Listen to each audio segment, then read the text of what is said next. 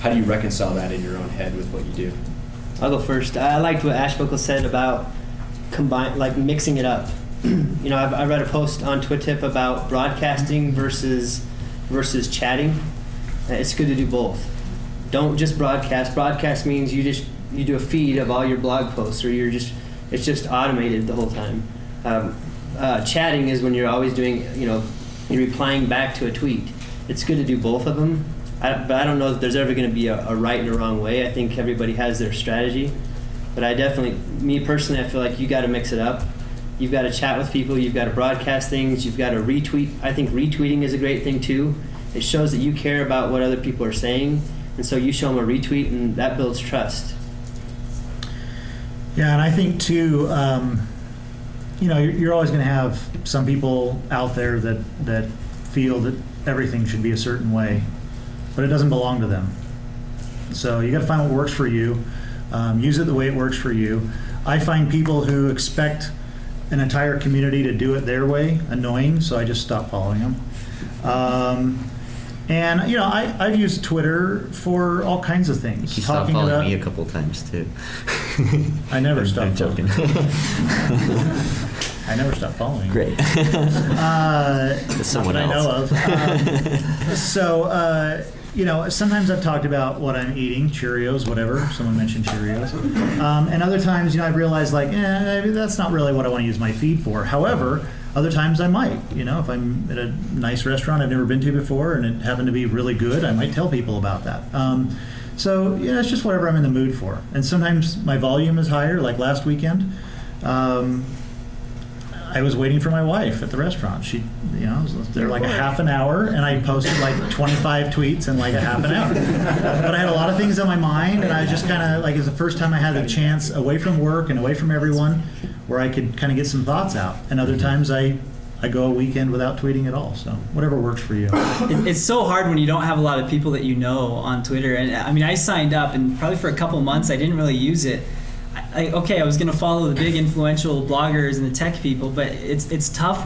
It's one of those networks that's just more powerful when more of the people you know are on it. So try to encourage your friends to get on it, your family, and it actually is really fun when that happens. It just real quick, Twitter's a big sociology experiment. The new marketing is less about psychology and more about sociology, but when in reality it's all about psychology still. And the people will say there's a right or wrong way. People, the masses will say you should use it this way, you shouldn't use this way. When in reality, it's all still marketing. It's all from a business perspective. Twitter is a business tool, no doubt about it. Yeah.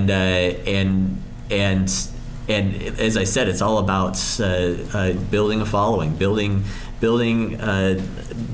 a mass that you can talk to, that you can get your brand out in front of. And there's no right or wrong way. It's all about how many people are following you and how many people unfollow you. If people aren't unfollowing you, use a tool like Social 2 to track that. If you're tracking those that are unfollowing and following you, I think you'll find that most of the things that people are saying are the wrong thing to do, people are still not unfollowing you for doing it that way. So don't go with what the masses are saying. Go with the actual results. Who's picking people? Anybody can. I just had a question for you, Mick. How do you and your wife do it? Because I know when I'm with people on Twitter, we're always fighting about who gets to twit pick something first, or who gets to say something first, or quote something, and it's... Well, she knows that I take precedence over that. So there's a special event, and she actually just walked out to the bathroom, so good thing I can really do it. But because I was in it a lot earlier than she was, I get to tweet those special moments in our life. But she's actually, she only tweets like once every day or once every couple days. She's not a hardcore tweeter, so usually it's not an issue. She knows that if I have my phone or I'm in the bathroom, now she knows I'm tweeting. So, but it's a great way for us to communicate now. I was always on my laptop. She just went to tweet. What? She probably just went to tweet. That's right. She's probably. We're looking Yeah, That's why exactly. you don't touch anybody's phones because everybody's tweeting on the pod. No one admits it. That's the problem. So I want to know when people are doing that because no one actually tweets it when it's happening. That's good. carry alcohol wipes at the before you.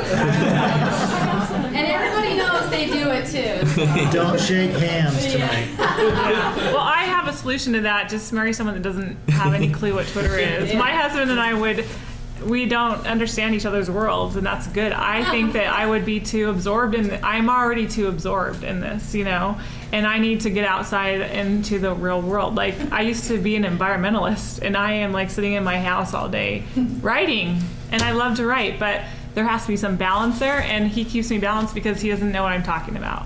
Let's face it, not everyone needs to be on Twitter. My mom and dad will never be on Twitter, and they don't need to. Why? For some people, it's a waste of time. My mom and dad I just got my mom on Facebook. She can follow me through there. My Twitter updates go through there. Everyone should be on Twitter. But why? Because it's a great way to communicate. It's a great tool. Yeah, but why should I convince my mom and dad to join Twitter when I can pick up the phone and call and talk to them about what I did? Hey, people said that about email too, and blogs.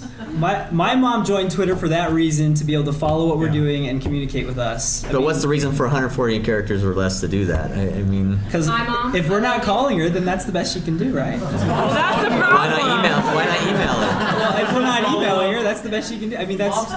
Yeah. You never tweet anymore. She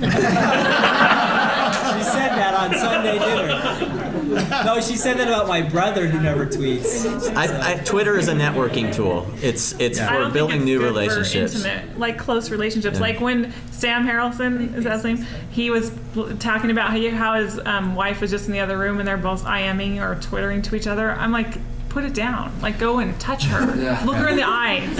Like, there's some intimacy that's not going to be there. I mean, it's false intimacy sometimes. It is a networking tool. Well, and in some so I'm case for like, people- don't forget your personal relationships. Don't let it replace that. In some case, for people following both parties, it's fairly annoying because if you're 20 feet from each other, you don't need to tweet it. Isn't that a contradiction? But what if that's the only way you communicate? That's sad. But if that's the only way, then that's if great, it works right? for you, I'm not going to tell anyone what they should or shouldn't do. My wife's shaking her head. Right? We're having this tweet up, Yeah. and we're all sitting here on our iPhones Yeah. tweeting. And we all understand each other. Welcome to the world of Twitter.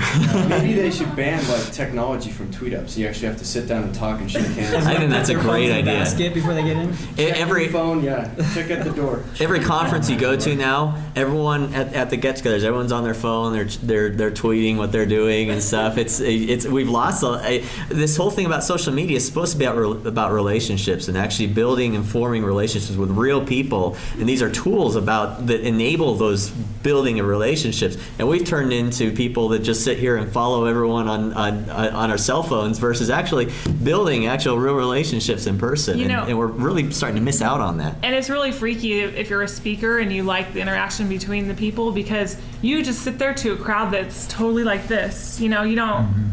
I saw a politician, Chris, what's his name? Anyway, he was talking to a group and he was, having a debate, but it was an online debate. So everyone was twittering answers and asking him questions. He just about went crazy. I felt for the guy. He had never experienced But anything like for the that. audience, that's one of the best ways to enjoy that event. Yeah, but for the debate, speakers. the presidential debates, perfect time. I mean, I was on Twitter listening, hearing people's comments. For those who are LDS, General Conference, like all these big live events are great to use Twitter to see what the comments are, the analysis, some links here, there to Wikipedia. Scott's Yeah, not if you're in the audience, but if you're at home, maybe. It's been most amazing to me. If anybody watched Current TV during the election, Current was running live the debates and then taking Twitter input.